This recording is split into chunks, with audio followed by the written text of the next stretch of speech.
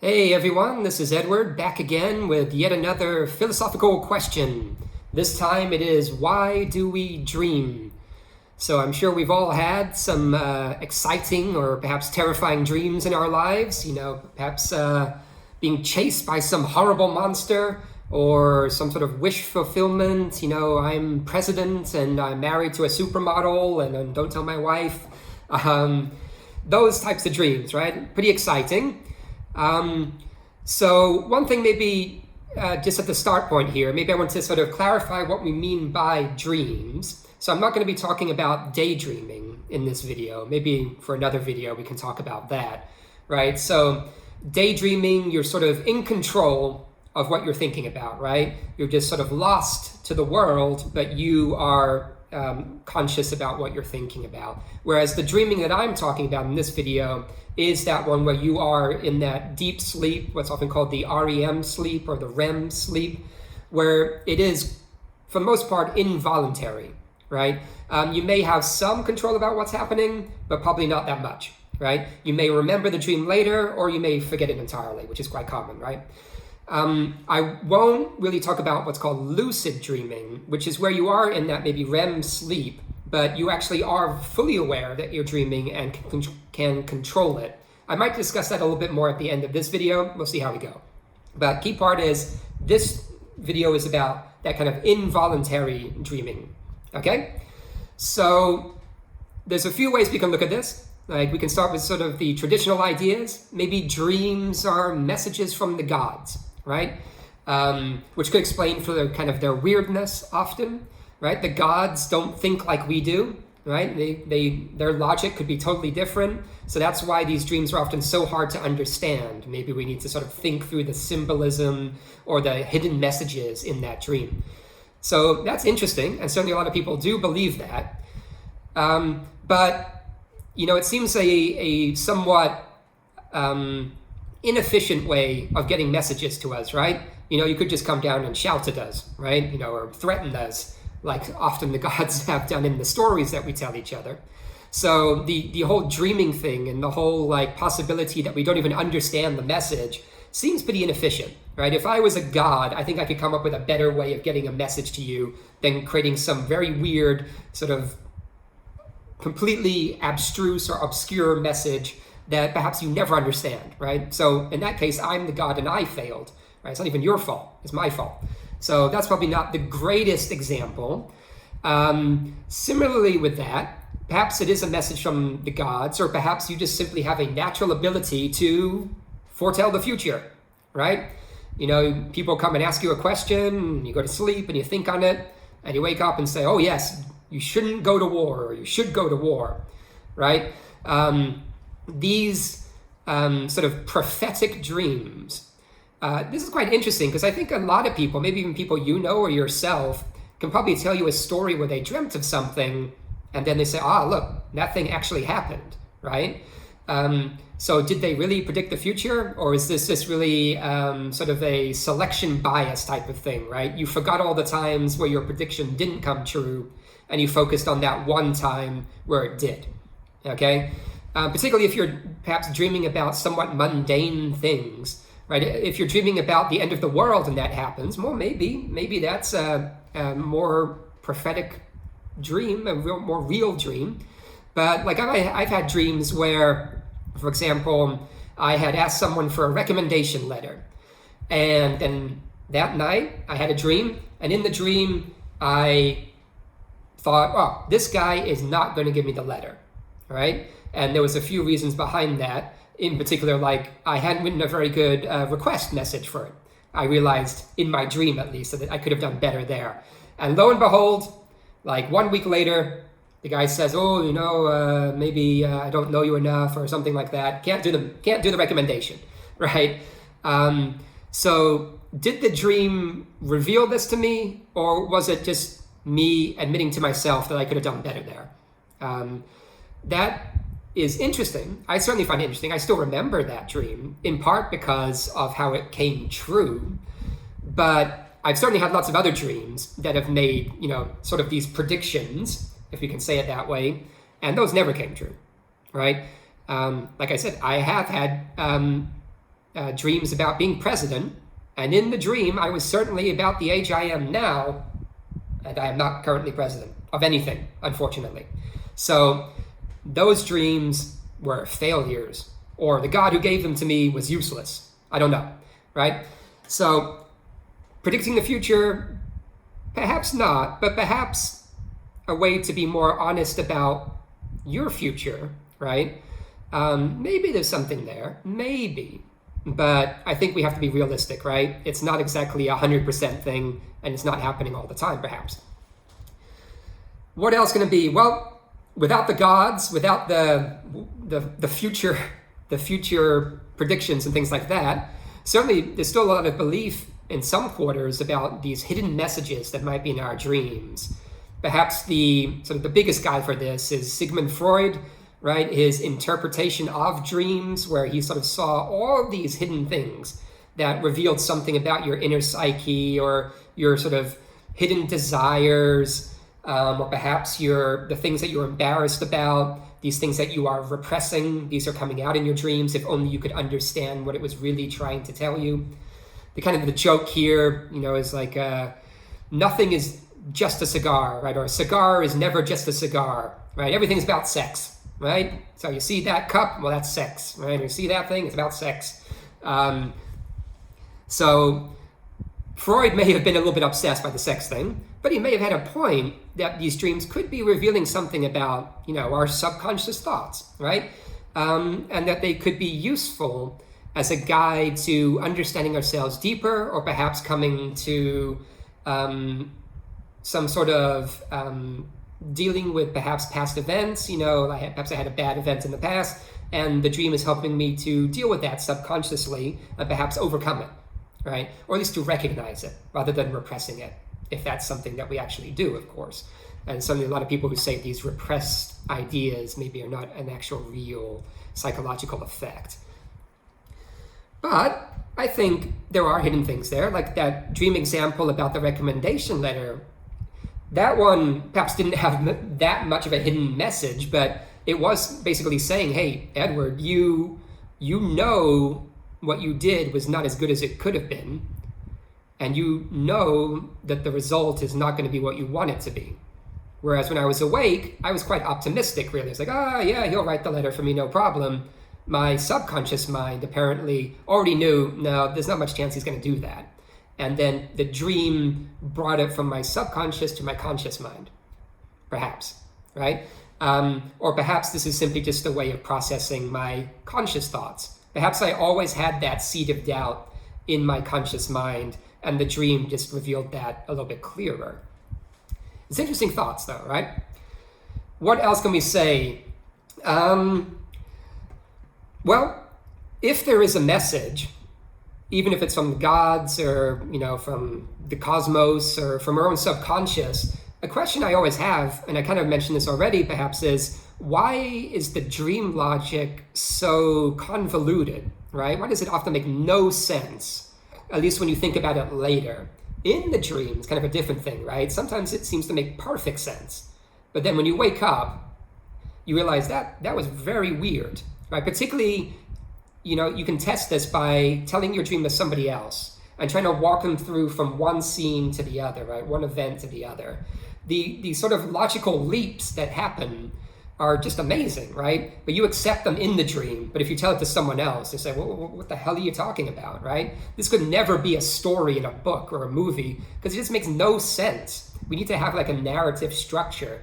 Even in movies that are, supposed to be about dreams, like Inception, right? There's a narrative structure there to the story, right? We all understand what's happened. If it was really a dream, it would be crazy. We'd have no concept of what's happening unless you were the dreamer who was actually dreaming that dream.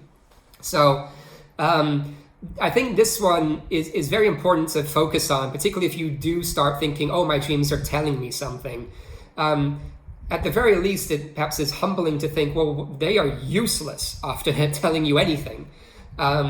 So I don't think you should take them as of the greatest importance, right? And of course, if you believe that God's doing it, then that again brings up all sorts of perhaps worrying thoughts about that God, in that he cannot give you a clear message, right? So the logical structure is interesting. On a side note to that, what I often find interesting in the dream itself is that things can surprise you, right? Or a joke or something can be funny, right? I think most of us have probably laughed in our dreams or been shocked by something in our dreams, which to me is quite surprising, given that our dream appears to be just coming out of our own minds, right? Leaving aside the God issue for now. The dream is originating in our minds, and yet it can be surprising or funny to us, right? If I was to tell my own joke in real life, I know the punchline, right? And it's not going to be that funny to me because I know it. But in the dream, I can sort of trick myself, right? And this is one of those times where you really perhaps feel that there are perhaps like two minds operating in your head at the same time, right? There's the one telling you the story, and then there's the you who is listening and perhaps enjoying the story, because dreams can be very enjoyable, right? And so I find this quite interesting, that it can be surprising or funny to you. And I haven't really seen anything that particularly explains this, right? Why can you be surprised, right? Why is there this disconnect between whatever the two parts of your brain are that are operating in this situation? So I just find that interesting. What else can we say? Well, some people, in perhaps a slightly more prosaic sense, say, well, dreams are just simply ways to practice, certain types of activities, like in the most basic sense, that sort of fight or flight types of activities that all animals have to deal with in their waking lives, right? And so perhaps our dreams are more detailed or more rich than the dream a dog is having, but basically we are experiencing similar emotional states, right? So my nightmare perhaps is pushing that flight response. Some of the other types of dreams are pushing the fight response. Strange enough, there's no love response, but I imagine that could be something we could slot in there too, right? The sort of social response, that these types of things might be sort of being practiced through our dreams, right? Our brain is getting used to those things. Why that needs to be a continuous process throughout our lives, I don't know, right? That doesn't seem to make total sense, other than that perhaps these skills are things that must be practiced, that if we don't practice, they quickly slip away. I don't know if there's any way we could test that, right? Other than perhaps locking someone away from society their entire lives and then seeing, hey, how do you feel now? I expect they would find that quite shocking. But would it change their dreams? I don't know, maybe, right? Would they be less good at interacting with us? Well, yes, because they haven't interacted with us in real life.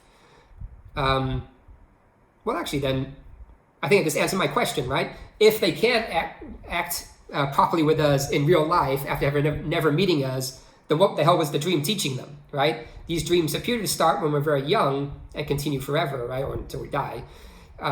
So if they are teaching that, then you should have some general knowledge about how to interact with other people, perhaps, even if you've never met them before.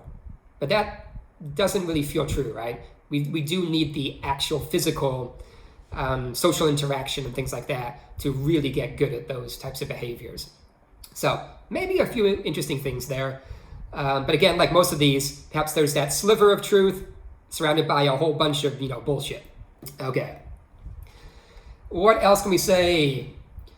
Well, similar to the fight or flight response type argument, there is simply, well, the dream is you thinking through the day's events, right? The previous day's events, right? What happened? And it's sort of sorting these into memories, or perhaps it's casting out older memories. And this is just the process. It's perhaps like if you were to watch a computer dealing with its own backup and storage process, if that was possible. Perhaps that's all our mind is doing. And so this is just something that arises naturally from that process, but perhaps is in and of itself unimportant, right? There are many things like that in life, right? Or in evolution, that something arises from a lower process that perhaps is not necessarily important, but is interesting, okay? So that could be a part of the dreams, simply just processing these memories. It is quite interesting thinking of it also as the memories fading away. It reminds me of that movie with Jim Carrey, what was it? eternal sunshine on the spotless mind, right? Where he's actually paid to have some of his bad memories of his previous relationship deleted from his brain. And he is, in his mind, seeing them being deleted. And it's kind of a sort of terrifying process. But perhaps, in a way, it is sort of like a dream that he's in, right? So it's quite an interesting movie. If you haven't watched it, check it out. All right, what else? Well, on a psychological note, could be to work through those painful memories. We have seen some sort of experimental data and things that show if you do have like PTSD or something from some very traumatic event, you do tend to have more nightmares and things. And so perhaps that is your brain just trying to process what happened to you, right? And to move beyond it. But this often requires you to work with some type of psychologist, right? It doesn't seem to sort of naturally happen. If we just let you keep having these dreams, it appears not to be that helpful, right? You do need someone to at least maybe guide you through the dreams or to help you understand why you're having the dreams or pick out pieces of the dream that perhaps are important to focus on in real life. But there is that connection, right? More so with the painful events. Like the super happy events, if you're lucky enough to have those in your life, I don't know if we dream so much about them. So is it just our brain is focused more on the bad than the good? Maybe. I suppose from an evolutionary perspective, that would make more sense, right? You need to focus on the things that can kill you rather than the things that can just make you happy. It's kind of a depressing thought, but I suppose it keeps you alive, right? So that makes some sense. Actually, that reminds me, on the thought of nightmares, another interesting note for dreams is the whole issue about sleep paralysis, which is where you are sort of waking up from that REM state, but your body is still paralyzed, still prevented from moving because it still feels like you're in that dream state. Right? There's a reason you don't act out your dreams, and that's because your body paralyzes itself. So you're only sort of operating in your brain, not in your actual body in that sense. But as you start to wake up, sometimes you're still asleep, but you're sort of conscious that you're awake. This isn't lucid dreaming. And perhaps at that moment, you feel like aliens or demons are sort of attacking you, and you can't move. Sort of a terrifying thought, right? But this is in fact quite common, and really, this is probably where a lot of those UFO abduction stories and demon sort of attacks come from, is the sleep paralysis type issue. And I think probably the whole fear here comes from that idea of not being able to move, right? Which would be terrifying for anyone, whether or not you thought aliens were in the room. I don't think that is the type of dream that really gives you any message or anything other than just terrifies the hell out of you, right? It's more of a bug in the system rather than anything perhaps necessarily important to the system. Well, another thing that relates to that kind of alien dream, which I think probably a lot of us have had some variation of the alien dream or the demon dream, is why do we, as a species or a society, or however you want to look at it, often have these similar dreams? Is it just that we are uncreative, right? Or are there sort of these structures of thinking that exist in all of our minds, and we're just playing through those ideas?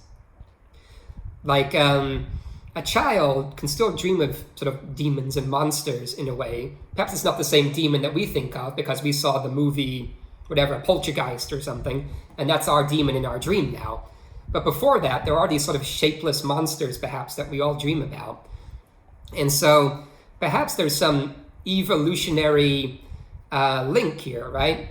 Of our time living in the wild, in the jungles, and these sort of monsters, like snakes and spiders and things that crawl out of the dark and can kill you. Excuse me. So perhaps this is where some of these dreams are coming from, right? Just our sort of ancestral memory in a way, right? The things that we need to be afraid of. Or maybe things that we need to like as well, right? Like we need to enjoy the safety of our family and our friends. So that's why we dream of our family and our friends. We want to avoid embarrassment or feeling shame in front of our family and friends. So we dream about being naked in front of the class at school or something, right? So these are reminders of how to act in society, how to stay alive in nature. So perhaps the dreams are serving as a basic guide map to life. Alternatively, when I said perhaps we are uncreative, perhaps in fact the dreams are the expression of our creativity. Right? There's a lot of artists out there who say, my work comes from my dreams, right? I don't know where the dreams come from, but I dreamt about this, and that's why I painted this picture or wrote this story. The air is very dry today here, so need lots of water. So, yeah, I think we can probably say that there is some creative notion to the dreams, right? As I said, they can be often very enjoyable, or alternatively very frightening, and perhaps frightening in interesting and creative ways, just as much as in the fun ways. And so, yes, this could be your mind creating new ideas, particularly if you're already in that artistic sort of sense of mind. Then perhaps the dream is another way of just working through your pre-existing ideas and taking them to some new level, right? Something that you couldn't really do while you were consciously awake, right? Because your logic gets in the way. As I said before, the logic kind of breaks down in a dream, but that could be also why you can make that sort of artistic leap in the dream, right? Because in many ways, logic perhaps is a hindrance to the creation of art, right? And I guess adding on to that, perhaps the dreams are simply your mind playing, right? Having some fun, right? Like I enjoy my dreams often, and I kind of want to stay in them to see what happens, just like a good book or something.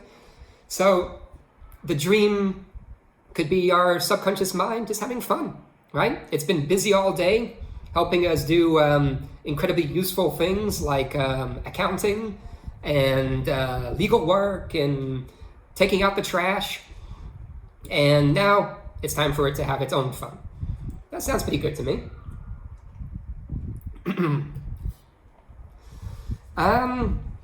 What else can we say here? Time's ticking past. I guess one other interesting note is if we are very tired, like, you know, the type of sleep deprived tired, where you've been up for days or something, we actually experience something like a waking dream, not a daydream, but you are awake in a sense, but you are dreaming, like you're standing up and you're dreaming, which is quite interesting. So this maybe goes to something as well, that the dream is a necessary part of sleep, right? It's not just that you fell asleep standing up, you started dreaming, right? There is a connection to being very tired and dreaming, right? There's quite a few studies that show this. So the dream, perhaps at this very lowest level, is a way for your mind to recover, right? It's processing its memories, it's doing the updates, it's relaxing, it's rebuilding itself. And that's the point of the dream, right? That would be the connection between that desperate need to sleep and the fact that you dream even more if you're in that condition, right? So if that's true, then dreaming, I guess in a way, is a little bit like when you go to the gym, right? You work out and that makes micro tears in your muscles, which sounds bad, you think, but in fact, that's how your muscles grow, right? How you get stronger. So perhaps the dream is sort of working like that. During the day, you're exercising your brain, building it up, stretching it, and then at night, it's doing that repair work, and it's becoming stronger and stronger as a result, and the dreams are happening in that sort of repair mode, and that is either a necessary part or just something that arises out of that process. I would add on actually with the lucid dreaming here, there's a few studies I've seen, so I don't know how necessarily true this is, but I've seen a few that say if you do engage in lucid dreaming, because this is something that perhaps you could possibly teach yourself to do, your dream, or maybe I should say your sleep quality actually seems to decline. So you are not actually getting that deep, restful sleep that you need. And also, connected to that, your memory ability, or your ability to recall memories or make new memories, also seems to decline. So there does appear to be something to that REM sleep and the fact that you are not in control of it. If you are in control of it, you appear to be perhaps stopping something natural that should be happening, something beneficial to you, both from a health point of view, mental health, physical health. So that's something maybe to make you pause, right? Because I think lucid dreaming is quite attractive to many people, like the fact that you could control the dream, right? Maybe, or I could be Superman in the dream, or I could work through all these different scenarios about my job, which actually sounds terrible, perhaps. Why would you want to work through your job while you're asleep? I don't care what your job is or how great your job is, right? Take some time off and think about something else. But that is the temptation that many people have with these lucid dreams. So, main point there is, be careful if you're doing that. Maybe one day a week if you really want it. It appears that involuntary dream sleep is the important thing. So, I mentioned animals dreaming earlier, and so this is a good connection, right? That dreams occur in other species. If that's true, then we can't necessarily assign very high-level meanings to them, right? Because it's a bit odd to say, well, my dreams are predicting the future, and like the dog's dreams are predicting the future. No, but we are in the same dream state. That is clear. So we probably want to be careful about over-assigning these types of qualities to the dreams. Are they practicing certain things? Seems so, right? You see the dog's little legs running in his sleep, or he's growling. Clearly, it seems that he is at least experiencing those fight or flight responses that we talked about earlier, and sort of practicing them in his mind. Perhaps also he is dreaming about you and the sort of bond or societal bond, or the pack bond that you have within your group. And so this is a way of him practicing that. Perhaps he does have favorite things to dream about too, so perhaps it is fun for him. And just like us, we enjoy the dream, or perhaps he has a nightmare, right? He's being chased by something else, but then again, that is that flight response. One or two final things before the time is up for today. I should have mentioned this earlier when I was talking about the weird logic of dreams, but I also find the movement of time in dreams quite interesting. These sort of leaps in time, or the fact that I can hit the snooze button on my alarm clock, and so I have like a 10-minute dream, right? And that dream, the internal time to the dream feels much longer. Like I've sort of experienced a whole day of dream time in that 10 minutes of time. And so that's quite interesting just to think about how our brains are compressing that time somehow. Or as it really is just those leaps in logic that we just totally accept that time period was one day. When if we were to look at it from the outside, well, where's the proof? Show me the steps that showed it was one day.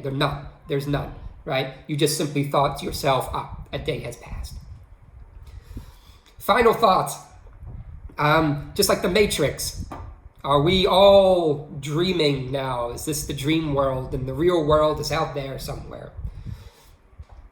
This could be a comforting idea for some people, in that I suppose it's something like an afterlife. We will wake up. But I think it's also kind of terrifying, right? You may wake up and you may be similar to how you dreamt yourself, but of course you could be totally different. You could be like an alien, right? With loads of tentacles and horrible teeth and things like that. So you could terrify yourself when you wake up. But also, that would mean essentially the dream world was something you created, and now they're all dead, right? I think it's very hard to sort of go back into your dream and see all those people again. So that would be quite sad in a way, right? That you dreamt this world, and when you wake up, it's dead and gone.